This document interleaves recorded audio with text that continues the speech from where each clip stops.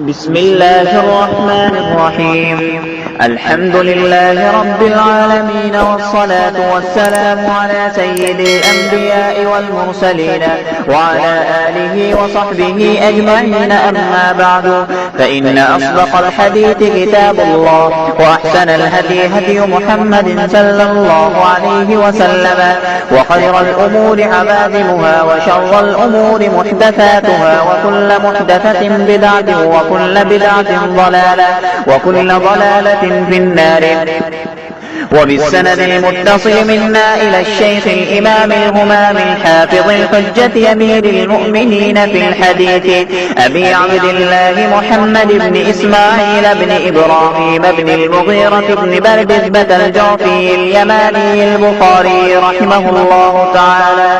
اللهم انفعنا وارفعنا بعلومهم وعلومكم أجمعين، آمين يا رب العالمين. أنه قال: حدثنا سليمان بن حرب قال حدثنا حماد بن زيد عن ثابت عن أنس رضي الله تعالى عنه وعنهم أنه قال: قال النبي صلى الله عليه وسلم: الصبح قريبا من خيبر بغلس، ثم قال: الله أكبر، قربت خيبر، إنا إذا نزلنا بساحة قوم فساء صباح المنذرين، فخرجوا يسعون في السكك، فقتل النبي صلى الله عليه وسلم المقاتلة وسبى الذرية، وكانت السب صفية فسارت إلى لحية الكلبي، ثم صارت إلى النبي صلى الله عليه وسلم فجعل عتقها صداقها. فقال عبد العزيز بن صهيب لثابت: يا أبا محمد، أنت قلت لأنس ما أصدقها؟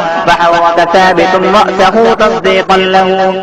وبه قال حدثنا آدم قال حدثنا شعبة عن عبد العزيز بن صهيب قال: سمعت أنس بن مالك رضي الله تعالى عنه وعنهم أنه يقول: سبى النبي صلى الله عليه وسلم صفية فاعتقها وتزوجها. فقال ثابت لأنس رضي الله تعالى عنه: ما أصدقها؟ قال: أصدقها نفسها فاعتقها.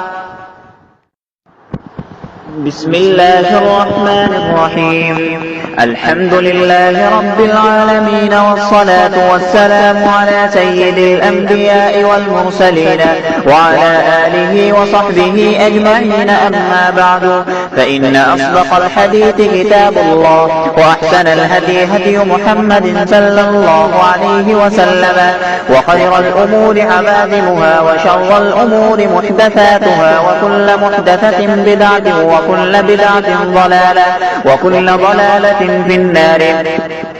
وبالسند المتصل منا إلى الشيخ الإمام الهمام الحافظ الحجة أمير المؤمنين في الحديث أبي عبد الله محمد بن إسماعيل بن إبراهيم بن المغيرة بن بردزبة الجعفي اليماني البخاري رحمه الله تعالى. اللهم انفعنا وارفعنا بعلومهم وعلومكم أجمعين، آمين يا رب العالمين. أنه قال: حدثنا سليمان بن حرب قال حدثنا حماد بن زيد عن ثابت عن أنس رضي الله تعالى عنه وعنهم أنه قال: قال النبي صلى الله عليه وسلم: الصبح قريبا من خيبر بغلس، ثم قال: الله أكبر، قربت خيبر، إنا إذا نزلنا